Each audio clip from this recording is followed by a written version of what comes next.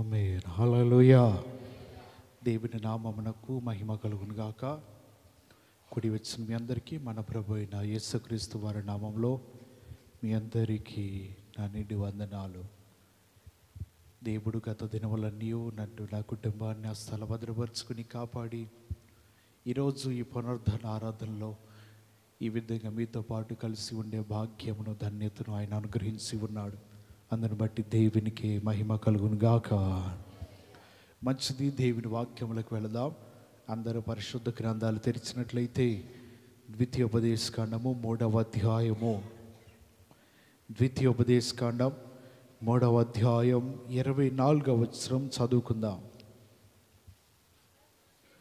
ఆకాశమందే కానీ భూమి అందే కానీ నీవు చేయు క్రియలను చేయగల దేవుడెవరు?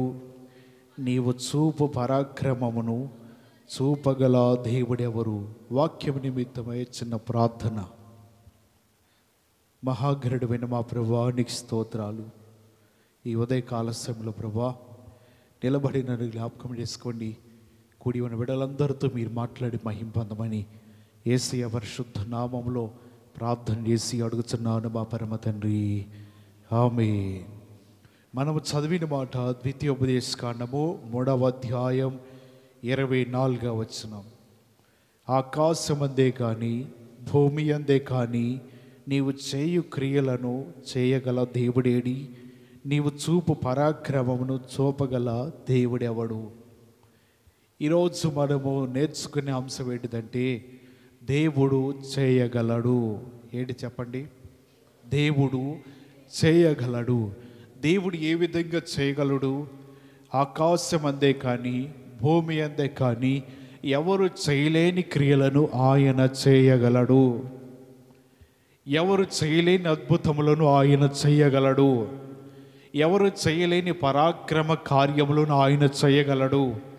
ఎవరు చేయలేని అద్భుతములను ఆయన చేయగలడు. ఎవరు చేయలేని భయంకరమైన క్రియలను ఆయన జరిగించగలడు. ఇక్కడ జరుగుతున్న సందర్భం, మోషే తాను యోర్దాను నది దాటి అవతలకి వెళ్ళలేని సమయంలో ప్రజలందరికీ కూడా చెప్తూ ఉన్నాడు, ప్రజలారా మీరు ఏ విధంగా నడుస్తూ ఉన్నారు, ఏ విధంగా మీ ప్రయాణం కొనసాగుతూ ఉన్నదో, మీ జీవితంలో ఏ విధంగా దేవుడు మిమ్మల్ని నడిపిస్తున్నాడో అవన్నీ కూడా మీరు గ్రహిస్తూనే ఉన్నారు. అటువంటి సమయంలో ఒకానొక సందర్భంలో మీరు మంచినీళ్ళు అడిగినప్పుడు నేను మీ మీద కోపగించి ఆ బండతో మాట్లాడమంటే నేను ఆ బండను కొట్టాను. దేవుని మాటను నేను ధిక్కరించని కారణంగా దేవుడు నన్ను యోర్దాను నది దాటి మీతో పాటు అటు వెళ్ళవద్దన్నాడు. యోర్దాను నది దాటి ప్రయాణం చేయవద్దన్నాడు. నన్ను ఆగిపోమన్నాడు. కారణం ఏంటిదంటే యెహోవా మిమ్మల్ని బట్టి నా మీద కోపగించి నా మనవి ఆయన వినలేదు. యెహోవా కోపము బట్టి నేను యోర్దాను నది దాటి అవతలకి రాలేకపోతున్నా. మీరందరూ కూడా ఈ విషయాలు గ్రహించండి. ఆ గోత్రముల వారందరినీ కూడా పిలిచి వారితో సెలవిస్తున్నాడు. కొన్ని గోత్రాలు ఉన్నాయి, గాదీయులు, అలాగే ఇంకా రూబేనీయులు, మనష్షే అర్థ గోత్రం వారిని పిలిచి వారితో చెప్తున్న మాట, మీ సహోదరులతో పాటు మీరు కూడా యోర్దాను నది దాటి అవతలకు వెళ్ళి వారితో పాటు కలిసి ఇటువంటి ప్రయాణం చేసి యుద్ధాలు చేసి విజయముని తీసుకురండి అని వారితో చెప్తున్నాడు. ఈ మాటలన్నీ కూడా మోషే చెప్పడానికి కారణం ఏంటిది అంటే ఆయన యోర్దాను నది దాటి ఇశ్రాయేలు ప్రజలతో ప్రయాణం చేయలేకపోతున్నాడు. కారణం ఏంటి అనగా ఇశ్రాయేలు ప్రజలు మాటి మాటికి విసిగిస్తూనే ఉన్నారు మోషేని. ఇశ్రాయేల్ ప్రజలు ప్రతి క్షణము కూడా మోషే మీద ఎదురు తిరుగుతూనే ఉన్నారు. ఇశ్రాయేల్ ప్రజలు ప్రతి క్షణము కూడా మోషే మాటను అంగీకరించకుండా తాము మాటనే అధికారంగా చెల్లించాలని ఈ విధంగా ప్రజలందరూ నడుస్తున్నారు. ఈ మోషే అన్ని విషయంలో కూడా సహనముతో కలిగి ఉన్నాడు. సాత్వికంతో తన జీవితం ప్రయాణం కొనసాగిస్తున్నాడు. ఇంకా మరి కొద్ది దినములలో, ఇంకా కొద్ది నెలల తర్వాత వీరందరూ కూడా కానాను దేశానికి ప్రయాణం చేయబోయే తరుణంలో మోషే రెప్పపాటున ఆ సాహసాన్ని కోల్పోయాడు, ఓర్పుని కోల్పోయేవాడు. అతని జీవితంలో ఈ ఓర్పును పోగొట్టి దేవుడు అంటున్నాడు, మోషే ఆ బండతో మాట్లాడు, ఈ బండను నీళ్ళు ఇవ్వమని నీవు అడుగు, ఈ ప్రజల కోసం అది నీళ్ళు ఇవ్వబోతుంది అని సెలవివ్వగా మోషే ఆ మాటను బట్టి బండతో మాట్లాడుకోకుండా ఆయన సహనము కోల్పోయి దానిని కొట్టాడు. మోషేతో దేవుడు మాట్లాడుతున్నాడు, మోషే తూర్పు తట్టును, పడమట తట్టు, ఉత్తరము తట్టు, దక్షిణము తట్టు అన్ని 4 దిక్కులు చూపించి, ఇగో నువ్వు చూస్తున్న ఈ ప్రదేశం అంతా కూడా నీవు చూస్తున్నావంతే, నీవు దానిలో అడుగు పెట్టనే పెట్టవు, నీవు దానిలో ప్రయాణం చేయవు, నీవు దానిలో నివసించవు. ఎందుకయ్యా అంటే నీవు నీ ప్రజల మీద కోపగించి బండతో మాట్లాడకుండా బండను కొట్టినందుకే నీవు ఆగిపోతున్నావు. ఈ ఆగిపోయిన మోషే జీవితంలో 12 గోత్రముల వారిని పిలిచి వారితో మాట్లాడుతున్నాడు మోషే. ఏమనంటే, భూమి మీదే కానీ ఆకాశం అందే కానీ ఇక్కడ ఉన్న ఏది అయినా సరే దేవుడు వంటి క్రియలు చేయగలిగిన వారు ఎవ్వరు కూడా లేరు. హల్లెలూయా. ఆయన వంటి అద్భుతములు చేయగలిగిన వారు ఈ భూలోకంలో ఎక్కడా కూడా లేరు. ఆయన వంటి ఆశ్చర్యములు చేయగలిగిన వారు ఈ భూలోక యావత్తు ఎక్కడా కూడా లేరు.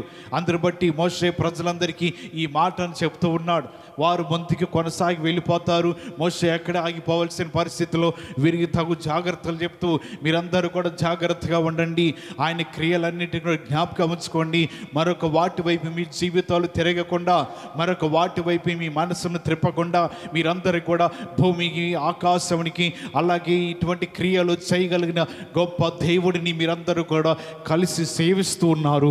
అలాగే మీ జీవితాలు కలిగి ఉండండి, కానీ మరొక దాని వైపు మీరు తిరగవద్దని మోషే వారందరికీ కఠినంగా ఆజ్ఞాపిస్తున్నాడు. ఎందుకు ఈ విధంగా ఆజ్ఞాపిస్తున్నాడు? ప్రజలు మోషే లేని సందర్భంలో వారు ఏమైనా తప్పిపోతారేమో, క్రియలు చేయగలిగిన దేవునిని వారు మర్చిపోతారేమో. దేవుడు మోషే ద్వారా పలికిస్తున్నాడు, భూమి అందే కానీ ఆకాశం అందే కానీ ఆయన చేయగలిగిన క్రియలు ఎక్కడ కూడా లేవు. దేవుడు మోషేకి బాహుబలమును, తన మహిమను వారికి చూపిస్తూ ఉన్నాడు. మోషేకి ఈ విధంగా మాట్లాడుతుండగా ఈ మాటలన్నిటినీ కూడా మోషే తదుపరి ఇశ్రాయేలు ప్రజలందరికీ తెలియపరుస్తూ, మీరు జాగ్రత్తగా ఉండండి, ఎందుకనగా భూమి అందే కానీ ఆకాశం అందే కానీ ఇటువంటి క్రియలు చేయగలిగిన దేవుడు ఎక్కడ ఉన్నాడు? ఇటువంటి క్రియలు చేయగలిగిన దేవుడు ఎక్కడ కూడా కనబడతలేదు. మీరందరూ ఈ విధంగా జాగ్రత్త వహించి మీ ప్రయాణం ముందుకు కొనసాగించండి. నేనైతే యోర్దాను నది దాటి అవతలకు రాలేను, కానీ నేను ఇక్కడే ఆగిపోతున్నా. దేవుడు ఇక్కడ ఆగిపోమన్నాడు, ఒక ఆజ్ఞ ఇచ్చాడు, దేవుడు ముందుకు వెళ్ళొద్దని. అందరు బట్టి నేను ఇక్కడే ఉండిపోతున్నా. ఆయన క్రియలను మీరు మర్చిపోవద్దు, ఆయన కార్యములు మీరు మర్చిపోవద్దు, ఆయన అద్భుతములు మీరు మర్చిపోవద్దు, ఆయన మీ ఎడలో నిలిచి ఉన్న విధానమును మీరు మర్చిపోవద్దు. అన్నిటిని జ్ఞాపకం ఉంచుకుని మీ ప్రయాణమును కొనసాగించండి మోషేతో దేవుడు మాట్లాడుతున్నాడు. మోషే ఈ మాటలు ప్రజలందరికీ తెలియపరుస్తున్నాడు. ఆయన ఎటువంటి క్రియలు చేయగలడంటే, ఆకాశం అందే కానీ భూమి అందే కానీ ఆయన క్రియల వంటి చేయగలిగిన వారు ఎవ్వరు లేరు. ఆయన మాత్రమే క్రియలను, అద్భుతములను జరిగించువాడు. హల్లెలూయా. ఆయన మాత్రమే అద్భుతాలు జరిగించువాడు ఉన్నాడు. యేసు ప్రభువారి దగ్గరికి ఒక కుష్టి వ్యాధి కలిగిన ఒక వ్యక్తి వచ్చాడు. ఆయన అంటున్నాడు, అయ్యా నన్ను స్వస్థపరచగలవా? నా ఎడలను అద్భుతము చేయగలవా? నన్ను శుద్ధినిగా చేయగలవా అని కుష్టి వ్యాధి కలిగిన వారు యేసు ప్రభువుతో మాట్లాడుతుండగా, యేసు ప్రభువు తక్షణమే నీవు శుద్ధుడవు కమ్ము అని మాట సెలవివ్వగా ఆ కుష్టి వ్యాధి అతని నుంచి విడిచి బయటికి వెళ్ళిపోయినది. ఆ బలహీనత అతని నుంచి బయటికి వెళ్ళిపోయినది. ఎందుకు నా కుష్టి వ్యాధి నుంచి శుద్ధి చేయగలవా అని దేవుని ప్రశ్నించాడు. మోషే ధర్మశాస్త్రం ప్రకారముగా కుష్టి వ్యాధి కలిగిన వారు ఊరిలో ప్రజల మధ్య నివాసం ఉండడానికి కుదరదు. వారిని ఊరి బయటను విడిచిపెట్టాలి. వారు కొద్ది దినములు వారి కుష్టి వ్యాధి పోయే వరకు కూడా, వారి బలహీనతలు పోయే వరకు కూడా వారు తిరిగి మరల ఊరిలో ప్రవేశించకూడదు. ఊరి గవిన దగ్గర బయట వైపు వారు జీవితంలో కొనసాగించాలి. ఆనాటి కాలంలో ఎవరికి కూడా విడుదల లేని కాలంలో ఈ ధర్మశాస్త్ర యుగంలో కుష్టి వ్యాధులు పాండి దినములలో జీవిస్తున్న ఇతడు తన జీవితంలో అంటున్నాడు, మేము ధర్మశాస్త్ర యుగంలో ఉన్నాము కదా, ఇప్పుడు యేసు ప్రభువారి యుగంకి వచ్చిన తర్వాత ఆయన నన్ను శుద్ధినిగా చేస్తాడా, లేకపోతే ఊరి వదిలి బయటికి వెళ్ళిపోమంటాడా, ఆయన నా జీవితంలో ఉన్న ఈ రోగమును పోగొట్టగలడా, లేకపోతే నా జీవితము ఊరు విడిచి వెళ్ళిపోమంటాడా అని తన జీవితంలో అడుగుతున్న సందర్భం. ఈ బలహీనత ఎవరు కూడా ముట్టుకునేది కాదు, ఈ బలహీనత ఎవరు కూడా స్వస్థపరిచేది కాదు, ఈ బలహీనత ఊరికినే పోయేది కాదు. అందరిని బట్టి యేసు ప్రభువారి దగ్గరికి వచ్చి అంటున్నాడు, ఈ కుష్టి వ్యాధి నుంచి నన్ను శుద్ధినిగా చేయగలవా? ఆయన చేయగలడు. హల్లెలూయా. అందు ద్వారా ఈ కుష్టి వ్యాధి కలిగిన వాడిని దేవుడు యేసు ప్రభువారు ముట్టాడు. ఆయన అంటున్నాడు, నేను చేయగలను. నీవు ఇప్పుడే నీ జీవితంలో ఉన్న కుష్టి వ్యాధి బలహీనత బయటికి వెళ్ళిపోమని దేవుడు ఆజ్ఞాపించాడు. ఆజ్ఞాపించగానే అతని దేహమంతా కూడా శుద్ధి చేయబడినది, అతని దేహమంతా కూడా పరిశుద్ధపరచబడినది, అతనిలో ఉన్న రోగమంతా కూడా పోయినది, అతని జీవితము ఆ బలహీనత నుంచి విడుదల పొందుకున్నాడు. కొన్నిసార్లు మనం దేవుని దగ్గర ప్రశ్నిస్తూ ఉంటాం, ఈ బలహీనత నుంచి ఆయన విడుదల ఇవ్వగలడా, ఈ బలహీనత నుంచి నన్ను ముట్టగలడా, నన్ను స్వస్థపరచగలడా? ఆయన ఎటువంటి బలహీనతలైనా ముట్టి స్వస్థపరచగలడు.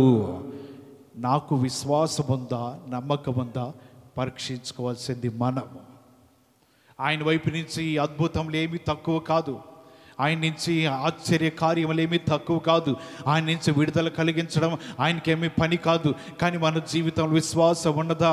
ఆయన మీద మన జీవితంలో నమ్మకం ఉన్నదా? ఆయన చేస్తున్న అద్భుతములను మనం గమనించగలుగుతున్నావా?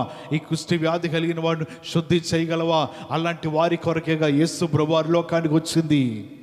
అనేక మందిని ముట్టి బాగు చేయడానికి, అనేక మందిని స్వస్థపరచడానికి, తండ్రి మహిమను ప్రజలకు తెలియపరచడానికి, ఆయన తండ్రి శక్తి ఏంటిదో ప్రజలు గుర్తించడానికి యేసు ప్రభువారు ఈ లోకమునికి వచ్చి అందరినీ కూడా స్వస్థపరుస్తున్నాడు. వారిలో నమ్మకం ఉన్నది, వారిలో విశ్వాసం ఉన్నది, వారి జీవితాలు బాగుపడుతున్నాయి. కారణం ఏంటిదంటే వారందరూ ఒకటే విశ్వసించారు, యేసు ప్రభువారు చేయగలడు, ఆయన మా జీవితాలను ముట్టగలడు, మా జీవితంలో ఉన్న బలహీనతలన్నీ కూడా ఆయన పారవేయగలడు, మా జీవితాలను బాగు చేయగలడు, మమ్మల్ని బ్రతికించగలడు, మా రోగములు పోగొట్టగలడు, మమ్మల్ని శుద్ధి చేయగలడు అని విశ్వసించిన వీరందరూ కూడా ఆయన మీద నమ్మకంతో వారందరూ వచ్చి నిలబడగా యేసు ప్రభువారు కార్యములు చేస్తూ ఉన్నాడు. వారి జీవితం బలహీనతలన్నీ పోతా ఉన్నాయి. మన జీవితంలో ఎవరైతే నమ్మకంతో ఉంటారో, ఎవరైతే విశ్వాసంతో ఉంటారో, ఎవరైతే ఆయన యొద్దకు వచ్చి నిలబడుతూ ఉంటారో అటువంటి వారి ఎడల దేవుడు తన కార్యమును చేయగలడు. విశ్వాసం లేని వారి ప్రార్థన దేవుడు కొన్నిసార్లు అంగీకరించకపోవచ్చు, వారి మొరలను దేవుడు అంగీకరించకపోవచ్చు, వారి జీవితంలో బలహీనతలను దేవుడు బయటికి వెళ్ళగొట్టడానికి కారణం ఏంటంటే మనలో విశ్వాసం ఉంటేనే ఆ కార్యం జరుగుతూ ఉంటుంది. ఒకవేళ మనలో నమ్మకం విశ్వాసం లేకుండా దేవుడు చేయగలడంటే ఆ ప్రశ్న నీది, ఆయనది కాదు. దేవుడు నా జీవితాన్ని బాగు చేయగలడంటే బాగు చేస్తాడు, కానీ ప్రశ్న నీలో ఉంది. నేను చేయగలనా, నేను అద్భుతం చేయగలనా, ఈ కార్యం జరుగుతుందా అని దేవుడు ఎప్పుడు ప్రశ్న వేయడు. అడుగుట మన వంతు అయితే ఇచ్చుట ఆయన వంతు అయి ఉన్నది. నీ జీవితంలో అడగాలి దేవుడిని, అది కూడా విశ్వాసంతో. మనకి విశ్వాసం నమ్మకం లేకుండా దేవుని ఒక ప్రశ్న వేసి చేయగలడంటే ఆయన చేయటానికి ఇష్టపడకపోవచ్చు కొన్ని సందర్భంలో. కానీ నీ విశ్వాసము కలిగి ఆయన యందు నమ్మిక ఉంచి దేవుడి కార్యములు చేయగలడు, దేవుడి అద్భుతము చేయగలడు అని నమ్మిక వచ్చి నీ ముందు కొనసాగినట్లయితే దేవుడు తన కార్యములు చేయడానికని ఆయన ఇష్టపడుతూ ఉన్నాడు. హల్లెలూయా.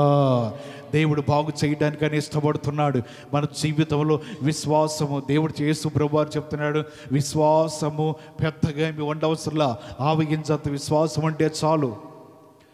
ఇటువంటి కూడిన విశ్వాసము రోగిని స్వస్థపరుస్తూ ఉంటుందంట. వారిలో బలహీనతలన్నీ కూడా ఈ విధంగా స్వస్థపరుస్తూ ఉంటుంది. ఆవగించంత విశ్వాసము మనలో లేనప్పుడు దేవుని దగ్గర మనం ఎలా ప్రశ్నించగలము? ఇటువంటి విశ్వాసం నమ్మకం లేనప్పుడు దేవుడు కార్యం చేస్తాడా అని మన జీవితంలో ఎలా అడగగలము? ఆయన చేయగలడు. ఆయనకి స్తోమత సామర్థ్యత కలిగిన దేవుడు, గొప్ప దేవుడు, శక్తిమంతుడై ఉన్నాడు. మన జీవితాల్లోని ప్రశ్నలు వేస్తూ ఉంటాం, మనలో అనేక ప్రశ్నలు మెదులుతూ ఉంటాయి. దేవుడు చేయగలడా? దేవుడు మార్చగలడా? దేవుడు స్వస్థపరచగలడా అని కొన్నిసార్లు మనం ఆలోచన చేస్తూ ఉంటాం. అవన్నీ మన ప్రశ్నలే. దేవునికి ఎటువంటి ప్రశ్న ఉండదు. నీలో నమ్మకం ఉంటే చాలు, కార్యము తర్వాత జరుగుతుంది. ఇట్టి విధముగా మన జీవితంలో ఏ విధముగా అయితే ఆయన చేయగలడన్న నమ్మకం మనలో ఉంటుందో ఆ కార్యములన్నిటినీ మనం కళ్ళారా చూడగలుగుతాం. దేవుడు చేయగలడండి, దేవుడు చేస్తాడు అని మన జీవితంలో అనుకుంటాం. కొన్నిసార్లు మనము తెలిసి పడిపోతే దేవుడు ఏమి చేయలేడు. కొన్నిసార్లు మన జీవితంలో తెలిసి జారిపోతే ఆయన ఏమి చేయడు.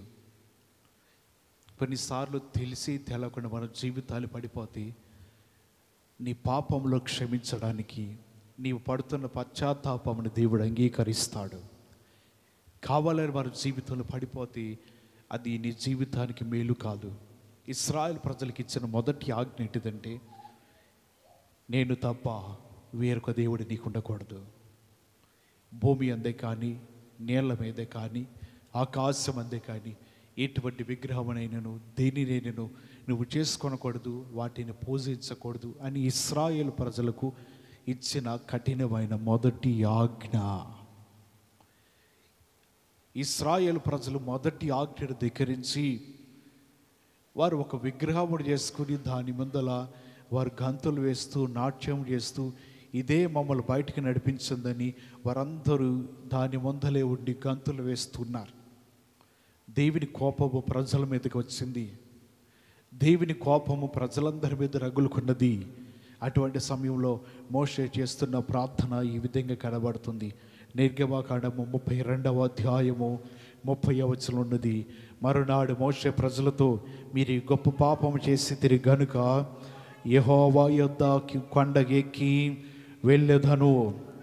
ఒకవేళ మీ పాపమునకు ప్రాయశ్చిత్తము చేయగలనేమో, పాపమునకు ప్రాయశ్చిత్తము దేవుని దగ్గర కలుగుతుందేమో, ఆయన పాపము నుంచి మీ జీవితాలను విడుదల చేయగలడేమో.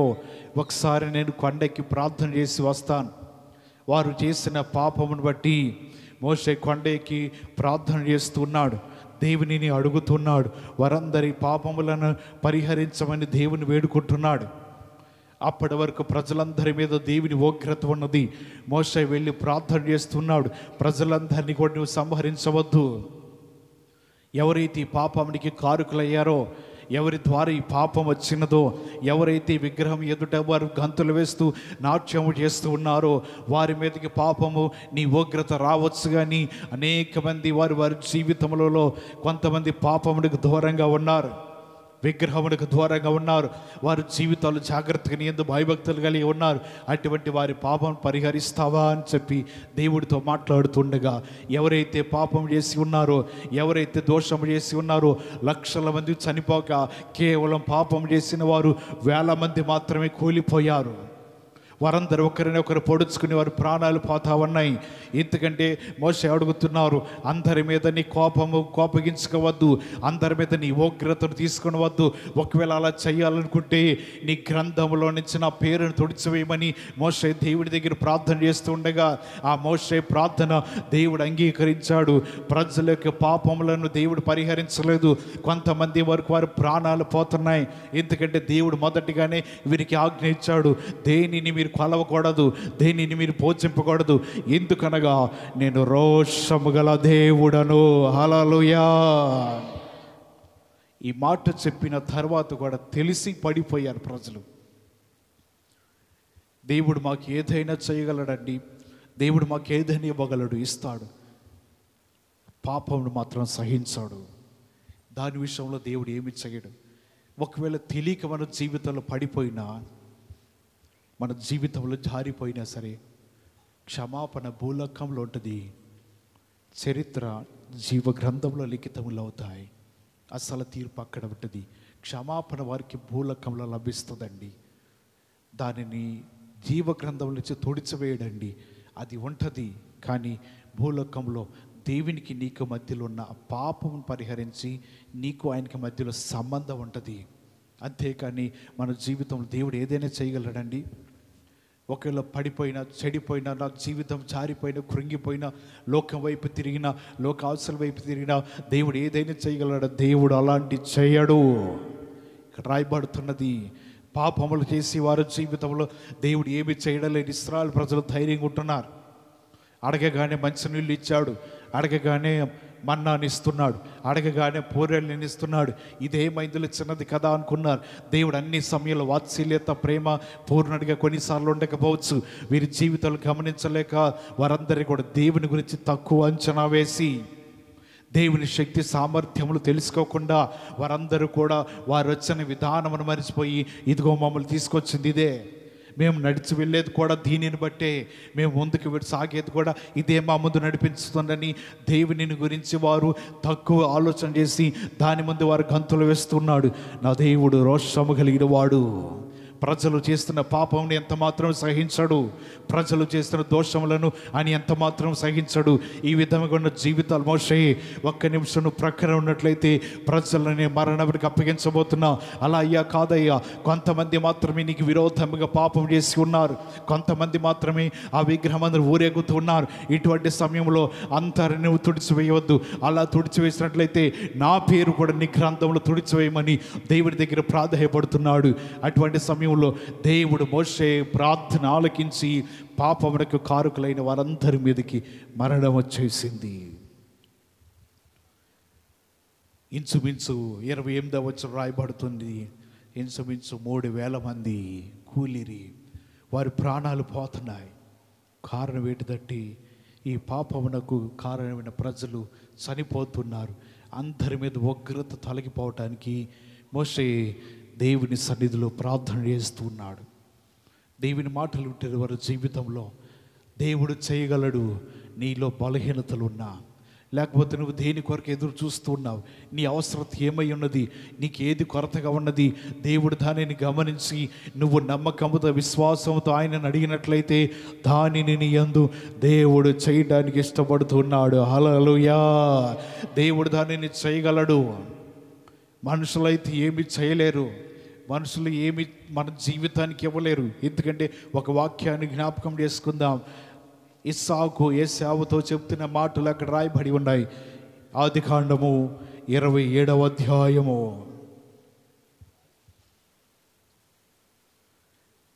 ఆదికాండం 27వ అధ్యాయము 37వ వచనం.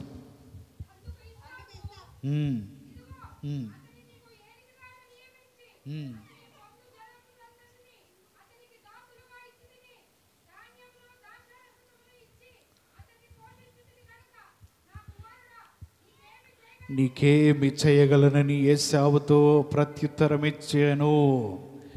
ఇక్కడ ఇస్సాకు చెప్తున్నాడు, నా కుమారుడా నేనేమి చేయగలను. మనుషులు ఏమి చేయలేరు, చేయగలిగిన వాడు దేవుడు ఒక్కడే. హల్లెలూయా. ఇక్కడ రాయబడుతున్న మాట, మనుషు నేనేమి చేయగలను. ఇతను దీవెనలన్నీ కూడా పోగొట్టుకున్నాడు. యాకోబు మోసకొచ్చి ఏశావుకు రావాల్సిన దీవెనలన్నీ అతను తీసుకుని వెళ్ళిపోయాడు. ఏశావు జీవితంలో ఒక్క దీవెనైనా మిగిలి ఉన్నదేమోనని ఇస్సాకును అడుగుతున్నాడు తన తండ్రిని. ఒక్క దీవెనైనా ఉన్నదేమో, ఒక్క దీవెన నాకు అనుగ్రహించము. ఎందుకంటే ఇప్పటికి నేను 2 సార్లు మోసపోయాను. జ్యేష్ఠత్వాన్ని కూడా తీసివేసుకున్నాడు. ఒక తండ్రి ఒక దీవెనైనా ఉన్నదా అని చెప్తా ఉన్నప్పుడు ఇస్సాకు అంటున్నాడు, నా కుమారుడా నీకేమి నేను చేయలేను. నీ దీవెనలని కూడా తీసుకుని వెళ్ళిపోయాడు యాకోబు. నీ దీవెనలన్నీ కూడా ఆయన ఎత్తుకుని వెళ్ళిపోయాడు. ఏ దీవెన లేదు. నిజముగా నేను అతను దీవించి తిని. ఇతర జీవితంలో పెద్ద కేక వేసి అరుస్తున్నాడు. దీవెనలు కోల్పోయానే, వారసత్వం కోల్పోయాను, జ్యేష్ఠత్వాన్ని కోల్పోయాను, 2 మార్లు మోసపోయాను, ఈ నా జీవితం ఏంటిదని తన జీవితంలో అడుగుతూ ఉన్నాడు. కనీసం ఒక్క దీవెనైనా సరే నా మీదకు వస్తే బాగుంటుందని ఈ ఏశావు ఆలోచన చేస్తూ ఉండగా ఇస్సాకు అంటున్నాడు, నేనేమి చేయలేను, నీకేమిక నేను చేయలేను. మనుషులు మాట్లాడు మాటలు ఈ విధంగా ఉంటాయి. నీకేమి చేయలేను, ఏమి చేయగలను అని మాట్లాడుతూ ఉంటారు. దేవుడు మాట్లాడే మాట ఏంటంటే, కుష్టి వ్యాధి వచ్చిన వానితో అంటున్నాడు, ఆయన అంటున్నా, అయ్యా నన్ను శుద్ధిని చేయగలవా?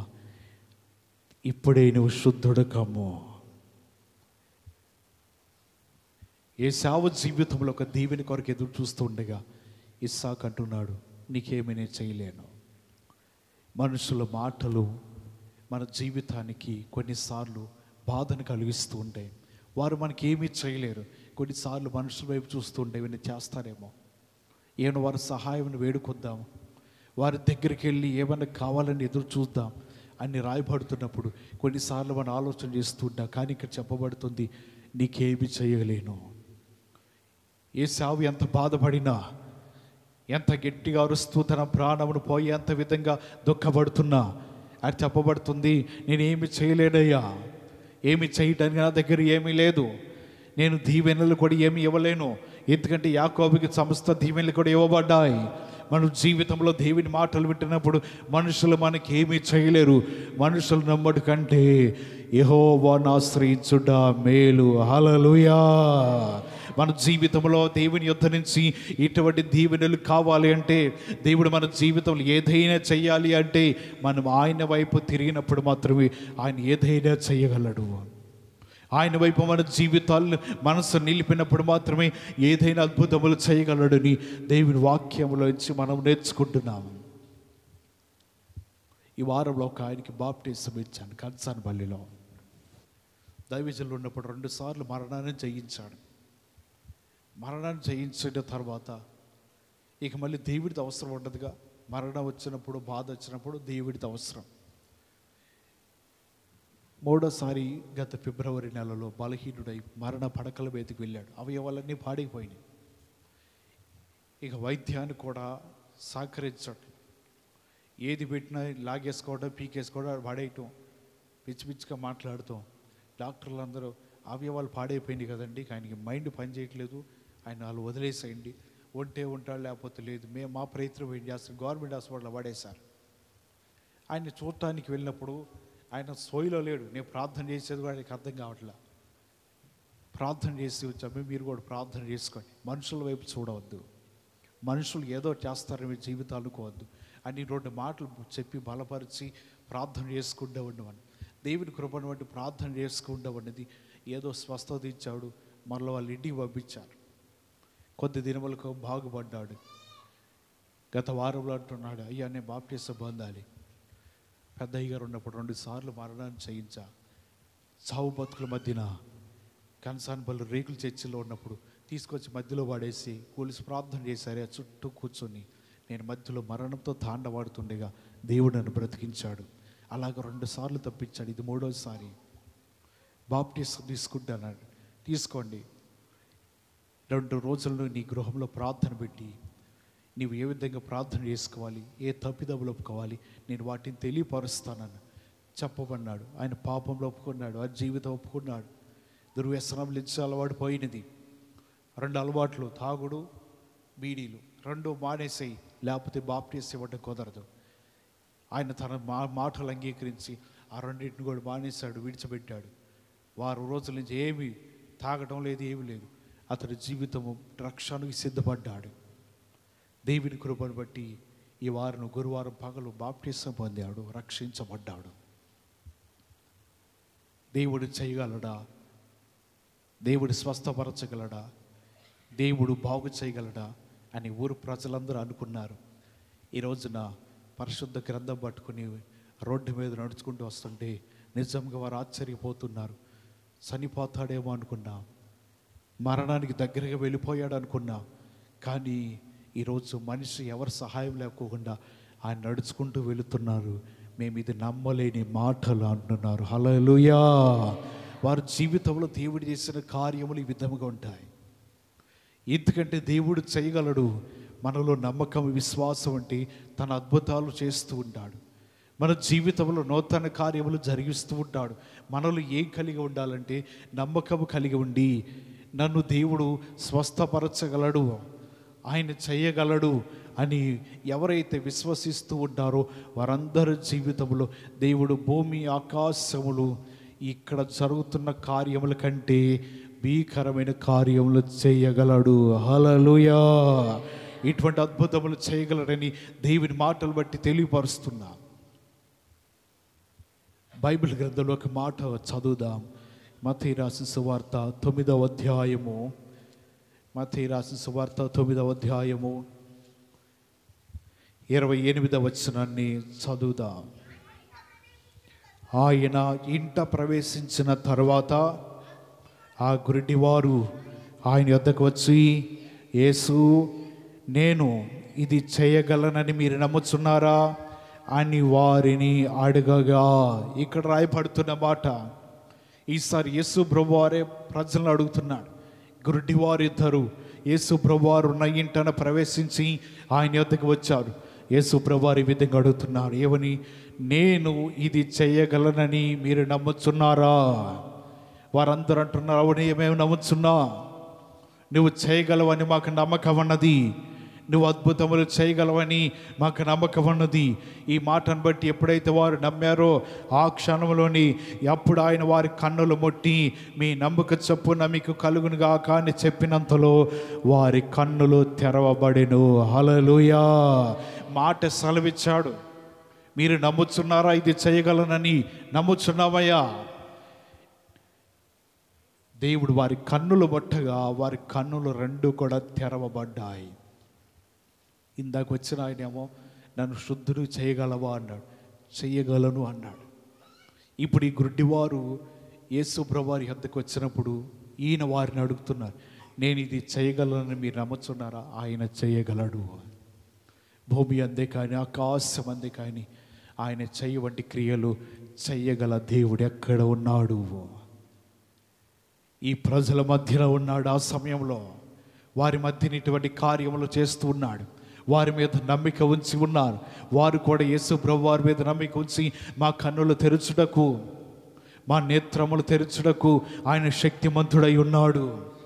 మమ్మల్ని బాగు చేయుటకు ఆయన గొప్ప దేవుడై ఉన్నాడు. మా జీవితాలను చూపు ప్రసాదించుటకు ఆయన కార్యమును చేయగలడు అని నమ్మిన ఈ గ్రుడ్డి వారిద్దరు కూడా విశ్వాసం ఉంచి, నీవు చేయగలవాటి నిశ్చయముగా ఆయన చేయగలనని చెప్పి వారి నమ్మిక చొప్పున వారు చూపు పొందుకుని వారందరికీ కూడా స్వస్థత కలుగుతూ ఉన్నది. దేవుని మాటలు ఇంటారు. మన జీవితం నేర్చుకోవాల్సినది, ఆయన చేయగలడు. ప్రజలందరికీ తెలుసు ఆయన చేయగలడని. ఆయన కార్యములు చేయటకు శక్తిమంతుడని ప్రజలందరూ గుర్తిస్తూ ఉన్నారు. మన జీవితంలో కూడా ఎప్పుడైతే గుర్తించగలుగుతావో, నీ జీవితంలో ఎప్పుడైతే వీరి వలె నమ్మిక కలిగి ఉంటావో, దేవుడు ఆ నమ్మిక చొప్పున వారందరినీ కూడా స్వస్థపరచడానికి, నమ్మిక కలిగిన ఉన్నవారిని బాగు చేయడానికి ప్రభువైన యేసు ఆయన గొప్ప దేవుడై ఉన్నాడు. హల్లెలూయా. ప్రభువైన యేసు శక్తిమంతుడై ఉన్నాడని వాక్య భాగాలొచ్చి మనం నేర్చుకుంటున్నాము. ఒక దేశంలో ఒక వ్యక్తి, చాలా పేరు ప్రఖ్యాతి కాంచిన వ్యక్తి, తన బ్రతుకుతూ ఉన్న దినములలో 42 సంవత్సరాలు వచ్చిన తర్వాత క్యాన్సర్ అనే రోగంతో లోకాన్ని విడిచిపెట్టింది. లోకాన్ని విడిచిపెట్టే మొదల చిన్న కాగితం మీద కొన్ని మాటలు రాసింది. ఏమని? నేను చనిపోయిన తర్వాత పెడుతున్న మొదటి కూటములో నా మరణం గురించి ప్రచురించండి, యేసు ప్రభు వారి మరణం గురించి ప్రచురించండి, మరణించిన వారు ఎక్కడికి వెళతారో దీనిని తెలియపరచండి అని కాగితంలో రాసింది. ఈ మాటలు బట్టి తదుపరి వారి కుటుంబ సభ్యులు చదివారు ఆ మాటలు. నిశ్చయముగా ఈమె చెప్తున్నట్లు ఘనముగా ప్రార్థన కూడిక ఏర్పాటు చేద్దామనుకున్నారు. ఎందుకంటే ఎక్కడికి రాకపోయినా పెళ్ళిళ్ళకి లేకపోతే ఫంక్షన్లకి, ఈ ఆదరణ కూటాలకి ఎవరైనా ఫోన్ చేసి పిలిచినా, కార్డు ఇచ్చినా, నమ్మిన వారు నమ్మకపోయిన వారు మందిరానికి వెళ్ళేవారు ఎవరైనా అభిమానం ఉన్న వాళ్ళందరూ కూడా వచ్చి కనపడి వెళ్తారు. ఇటువంటి సమయంలోనే దేవుని మాటలు ప్రకటించండి, శనివారం ఆదివారం రమ్మంటూ రారు, ఇటువంటి సమయంలో వస్తారు. కాబట్టి ఈ మాటలు తెలియపరచడం ఉద్దేశంతో ఆమె కాగితం మీద రాసిందంట. వారు ఘనముగా కూటం పెట్టారు. వేలాది మంది ప్రజలు వచ్చేసారు. వాళ్ళు కొంతమంది నమ్మిన వారు ఉన్నారు, నమ్మని వారు ఉన్నారు. వారందరికీ మాటలు ప్రకటించడానికి వారు పిలిచిన సేవకుడు వారందరికీ కూడా ఈ మాటలు ప్రకటిస్తూ ఉన్నారు. ఆమె మరణమును గురించి, యేసు ప్రభువారికి మరణమును గురించి అలాగే తదుపరి వారి ప్రయాణం, వారి యాత్ర ఎటు వెళుతుంది, వారికి నియమించబడిన స్థానం ఏంటిదని ఈ ప్రజలందరికీ తెలియపరుస్తుండగా వారందరూ కూడా విన్నారు. విన్న తర్వాత కొన్ని దినములకు వారు దానిలో ఉన్న మర్మములను గుర్తించి గైకొని అనేక మంది మార్చబడ్డారట. హల్లెలూయా! అనేక మంది కూడా దేవుని రాజ్యానికి వారసత్వం కలిగి ఉన్నారు. కారణం ఏంటిదంటే వారందరూ ఆ సమయంలో అక్కడ నిలిచి ఉన్నారు. దేవుని మాటలు వింటారు మన జీవితంలో కూడా. ఆయన చేయగలడు. ఈమె అడుగుతుంది, ఈ పని మీరు చేయగలరా? ఘనముగా ప్రార్థన ఏర్పాటు చేసి సువార్తను ప్రకటించండి అని తెలియపరుస్తూ ఉన్నది. అనేక చోట్ల అనేక ప్రార్థనలకి, ఆధార కొడికలకు వెళుతూ ఉంటాను. అందరూ ప్రార్థన కొడికలో కూర్చుంటారు, కానీ కనపడని ఎవరంటే కుటుంబ సభ్యులే ఉండరండి. అందరూ ఉంటారు. మళ్ళీ ఆదరణ ఎవరికి కావాలి? కుటుంబ సభ్యులకి. ఆదరించబడవలసింది ఎవరు? తను తోడబుట్టిన వారు, బంధువులు.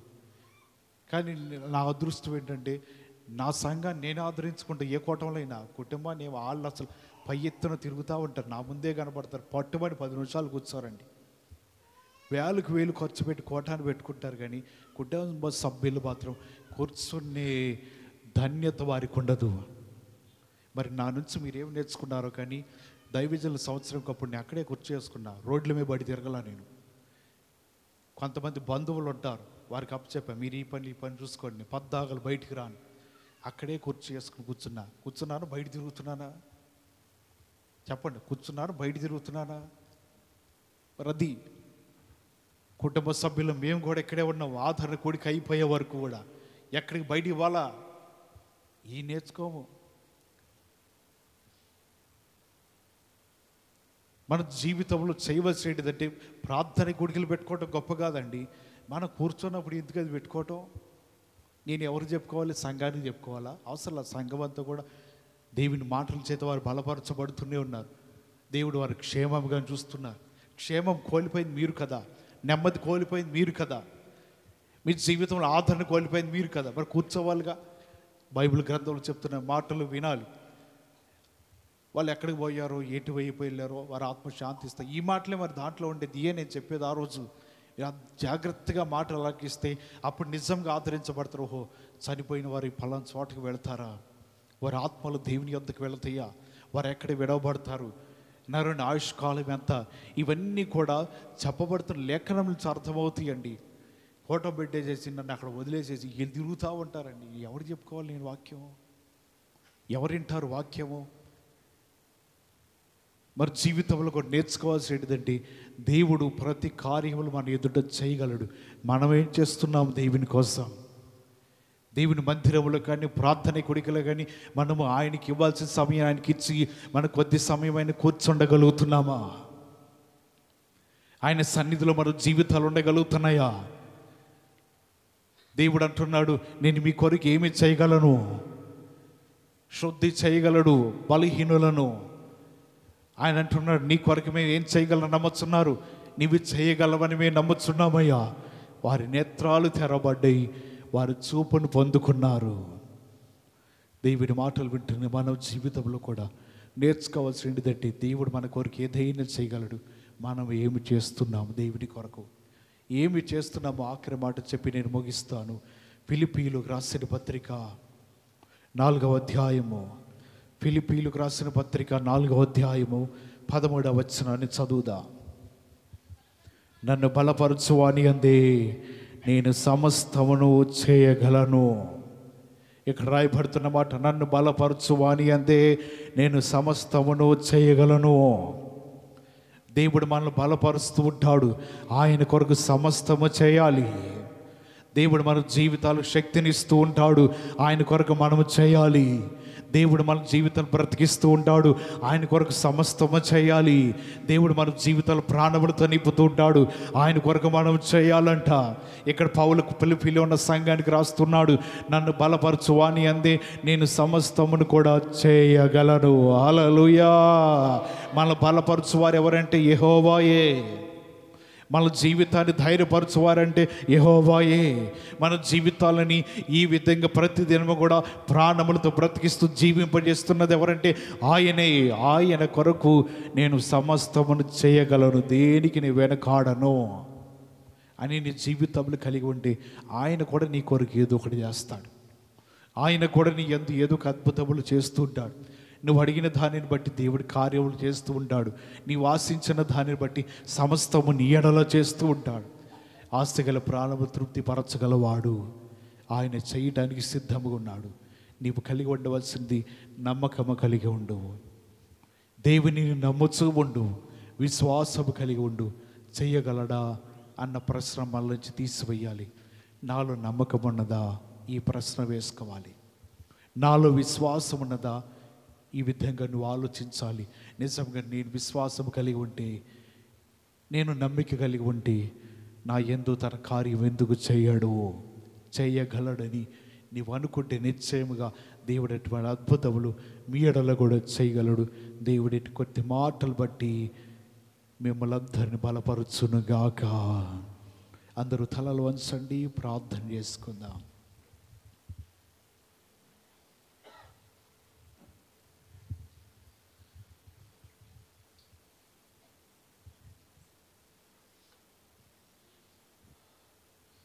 దేవుని మాటలు విన్న మన జీవితంలో రాయబడుతున్న మాటలు భూమి అందే కానీ ఆకాశం అందే కానీ ఆయన చేయబడ్డ పరాక్రమం క్రియలు ఎవరు చేయగలరు? నీవు చూప పరాక్రమమును చూపగల దేవుడు ఎక్కడ ఉన్నారు? ప్రభు దగ్గర మనం అడుగుదాం. ప్రభువా, గొప్ప కార్యములు చేయగలవాడు నీవే, పరాక్రమ కార్యములు చేయగలవాడు నీవే. రోగములతో ఉన్నవారు శుద్ధి చేయగలవాని ప్రశ్నిస్తున్నప్పుడు చేయగలను, తక్షణమే ముట్టి స్వస్థపరిచాడు. వారిలో ఉన్న రోగము బయటికి వెళ్ళిపోయినది. గుడ్డివారు యేసుప్రభు వారి వద్దకు వచ్చినప్పుడు ఆయన అంటున్నాడు, నేను మీకు చూపు ఇవ్వగలనని మీరు నమ్ముతున్నారా? నేను ఇది చేయగలనని మీరు ఆశిస్తున్నారా? అవును ప్రభువా, మేము నమ్ముచున్నాము. మీకు నమ్మి చొప్పున ఈ కార్యము జరుగును అని దేవుడు ఆజ్ఞాపించగా వారి జీవితంలో చూపు పొందుకున్నారు. వారి నేత్రములు తెరవబడ్డాయి. ప్రభు మాటలు వింటే మన జీవితంలో దేవుడి దగ్గర నమ్మిక విశ్వాసం ఉంచి ప్రార్థన చేసుకో. ప్రభువా, ఈ విధమైన పరిస్థితుల్లో ఉన్నానయ్యా, ఇటువంటి అవసరతలు ప్రభా నీ సన్నిధానంలో ఉన్నామయ్యా, మా జీవితాన్ని ఒకసారి చూడండి. నీ వాక్యం తెలియపరుస్తుంది నీవు చేయగలవని. నీలాగా చేయగలిగిన వారు ఈ భూలోకంలో ఎక్కడ యావత్ ఎవరు లేరని వాక్యం తెలియపరుస్తుంది కదా. కాబట్టి ఈ సమయంలో నీవు చెప్పిన మాటలు బట్టి మా ఎడల పరాక్రమ కార్యములు అద్భుతములు చెయ్యండి ప్రభువా అని నీవు అడిగినట్లయితే నిశ్చయంగా ఆయన నీ జీవిత మార్గాలు తెరవటానికి ఇష్టపడుతున్నాడు. నన్ను బలపరచువాని అందే నేను సమస్తమును చేయగలను.